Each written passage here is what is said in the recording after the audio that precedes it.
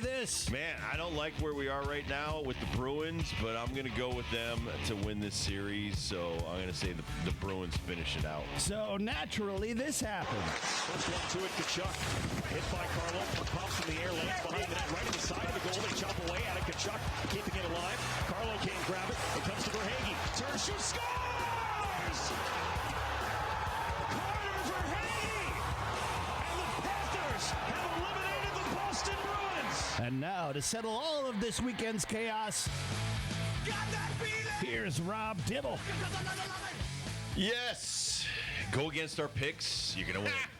And I'm sure the Bruins didn't want to hear us pick the Bruins last week, but we did, and they lost. But listen, it was ugly. And, you switch goalies, and you're hoping to get an emotional lift out of that. And Swayman did play poorly early in the game, better later in the game. But the early goals, especially the backhand through the 5-hole, the one where he never even saw it, it went over his shoulder. He didn't even get his glove up. Those first couple of goals by the Panthers yesterday were dreadful and looked like a guy that had missed 16, 17 days of playing. But the rest of the game, he played really well. And I just think that it just looked like the Panthers were always a step ahead of the Bruins. And, when they finished off that game, they said they were in awe of the regular season Bruins. They weren't in awe of the playoff Bruins. And that's why the playoffs are a totally different story. You can't worry about what you do in the regular season. I thought about the 116-win Seattle Mariners. Nobody cares because once you get to the postseason, now you're playing for a world championship. And it doesn't really matter what your record is as long as you come out with 4 wins in each series. And that's all the Panthers needed to do. Paul Maurice knows exactly what he's doing. And, it was a hell of a game. Yeah. It was a hell of a game. But to come up on the losing end of it, do I think it's a disappointment? Yes. Do I think it's a failure? Absolutely not. Because I'm the type of person I give credit to the Panthers. They rose to the level. They didn't look like an 8 seed. They were like the Miami Heat. They didn't care what people were talking about and what Vegas thought and what everybody thought of them as far as what their seed was. It doesn't matter. Doesn't matter. And so, when you're playing as well as Florida played in the last 3 games, they deserve to move on to the next round. Yeah, I know it's heartbreaking for Boston fans. I think everybody is still shocked waking up today thinking it was all a nightmare yesterday. But this, my head goes back to Game 5 when the Panthers won that game in a just heroic fashion. I think of right before overtime when Marchand had that breakaway one-on-one against Bobrovsky, and he shut him down, which got them to the Game 6. And I thought, man, buy that guy a car because he just got you one extra playoff game. But, have fun. You're going to get beat by the best team in the league. And it never happened. And I felt like the entire game yesterday until it was 3-2 Boston was like, okay, finally. All right, now we can start planning for the second round. But they were still sloppy. Very sloppy. Their passing was atrocious. The way they handled the puck in their own zone was atrocious. Again, that's going to come back to haunt you the more times you give the puck up in your own zone. I've been impressed with, Quinnipiac. We saw this. We've seen it a couple of times during these playoffs, and we saw it last night where the goalie gets pulled and it actually works out for a goal. Right. Going into overtime, and that team actually comes out as winners. It happened last night. I thought the coach made the perfect call when he did. I checked it right at the 2-minute mark. Kurt and I have been on the same mindset in the last, I would say, month, maybe 2 months, where these goalies are really coming out early compared to what they used to. But with that 6-5 advantage and I don't know what the mentality is of bringing that out early, but it has paid off. And for the Panthers to get that goal, it almost felt like going into overtime, the Bruins didn't want anything to do with the Panthers because they knew they had the upper hand of the way that game was going. Kachuk, I'm a new fan, man. I'm a new fan. Tough cookie, man. He's a digger. He is a great forechecker, and when you're digging and always coming out with the puck, or you're at least making the other team make poor decisions, and I just thought that, listen, the Bruins are making some poor decisions, and even when they had power plays. Yeah. When they had power plays, it looked like Florida was on the power play, and they were down a man. They had a 2-on-1 shorty one time. They almost got a goal for it. I'm a Florida Panther. This is the first time I've ever actually watched the Florida Panthers, and had any Florida Panthers in my system whatsoever. First time. I think I'm rooting against Toronto with these Panthers, man. I like this team. I like this team. I like Bobrovsky. I don't want to make it seem like it's easy, but there was a couple times with the Bruins, there was a huge mess right in the front. It was like a mosh pit. And I think it was Carlo. Had a wide open shot at the net. He was 2 feet away from hitting the net. Didn't even come close. And there was no goalie. The goalie was down. There was a mess. All he had to do is elevate the puck a little bit, try to go upper tank. Couldn't do it. And, those are the kind of things that Florida was able to do. And then you look at some of the Seattle Kraken. I mean, people are shocked by that, and they beat the defending champions. I'm not shocked by that. Listen, you drafted some guys that gelled together, and by the playoffs, they knew exactly where they're going to be and how they're going to play together. And then the goalies, they add and they stand on their head a little bit. Hockey's a lot like baseball.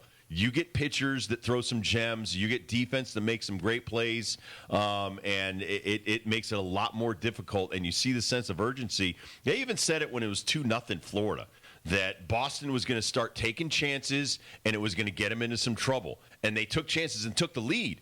But once they took the lead, you can't take your foot off the gas. They went back on defense. It helped Florida. And like you said, once they pulled the goalie, they tied the game. I felt really bad for Boston at that point when they went to overtime. It looked like the air left the building. Yeah, I feel bad for Swayman as well. It's a heck of a decision. Played a great game.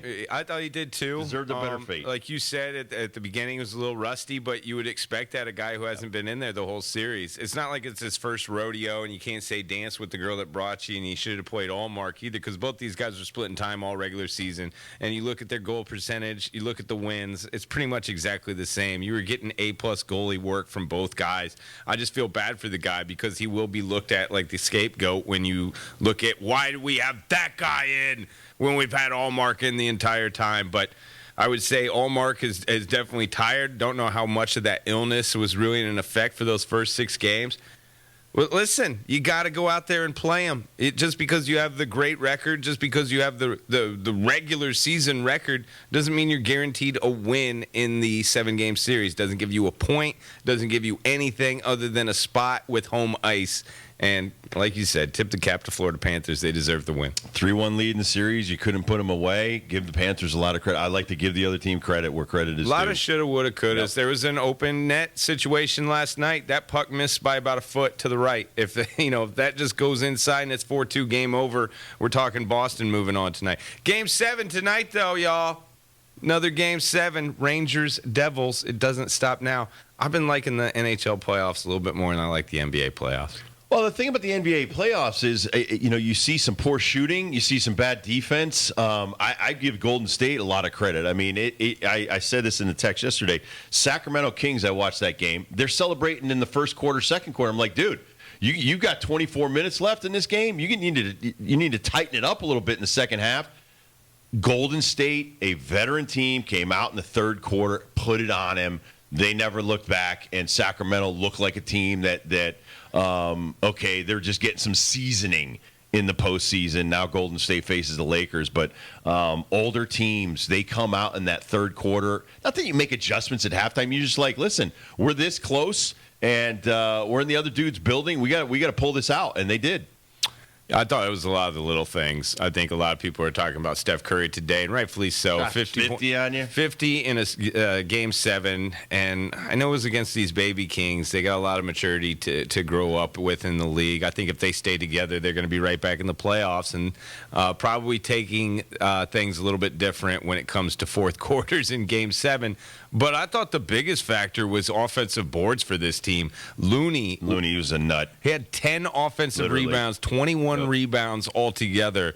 To me, that was the game. Because, like, you get Golden State and you get those stops, it feels like a breath of fresh air.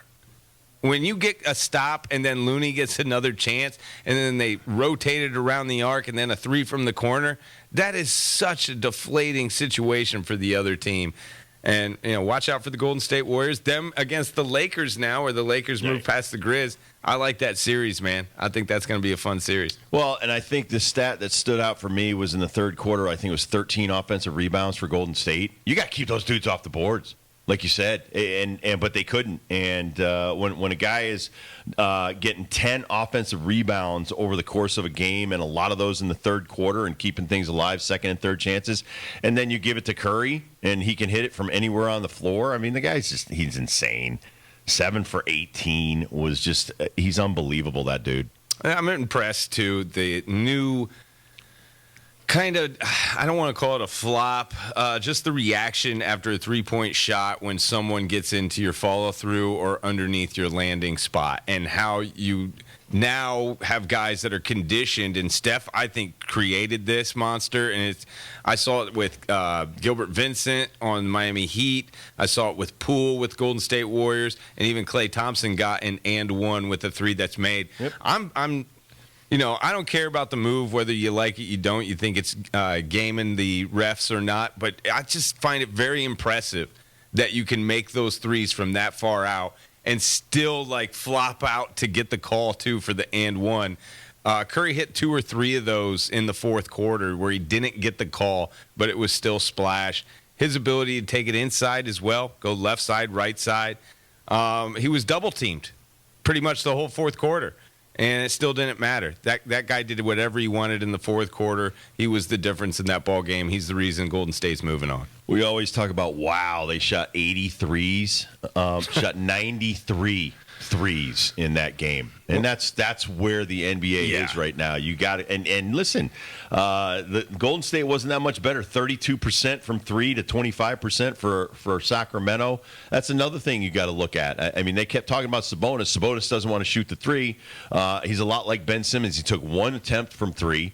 De'Aaron Fox was 3 for 10 from 3. But these guys, they look tentative.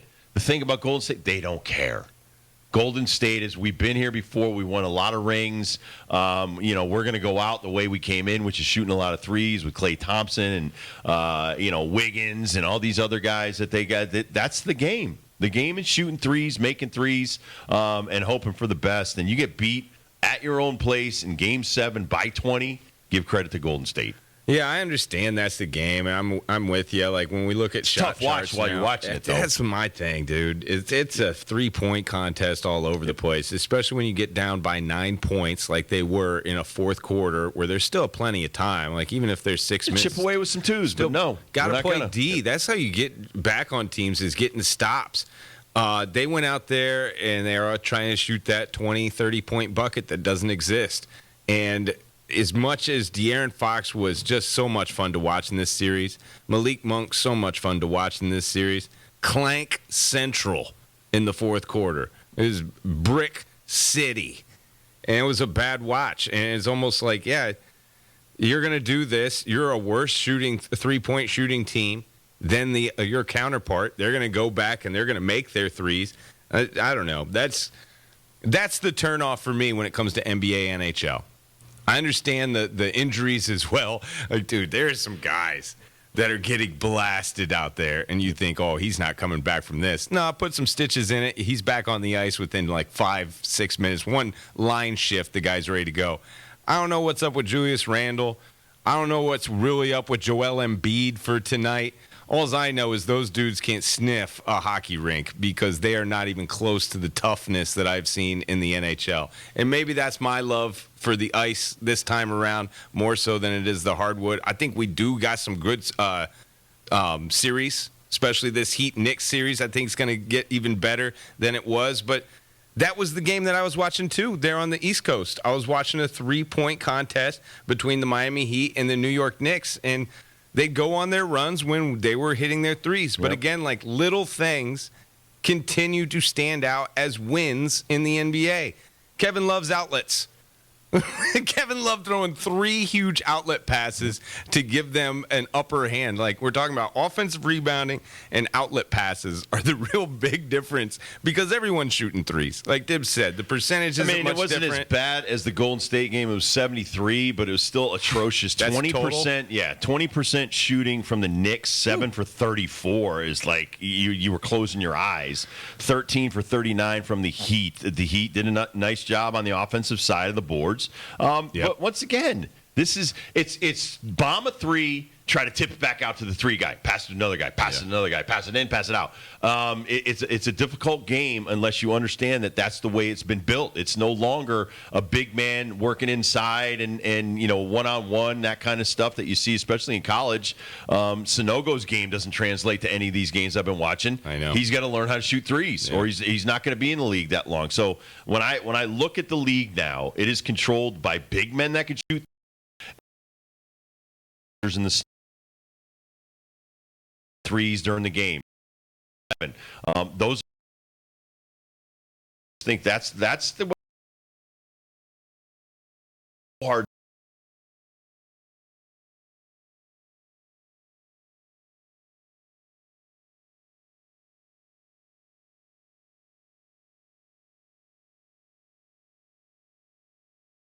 And the sound like a high that's been around for 100 years. That's why hard stuff. Learn how to put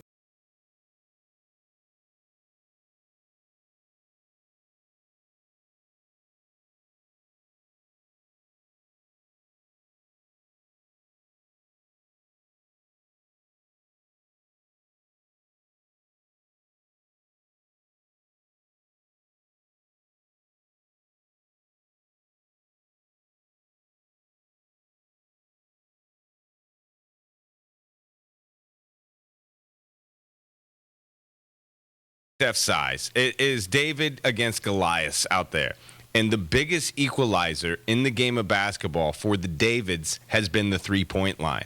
And this guy has exploited that situation in the game of basketball where it is fed to everyone else. So when you have, I know so many kids in Indiana that are undersized, that are 5'7" or less, that are shooting half quarters on a regular basis in games because they believe that's the only way they can score or the only way they can get to the NBA or a Division I scholarship.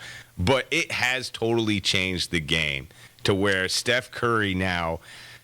But I would counter with Steph. He creates so much space, and he can still go to the hoop.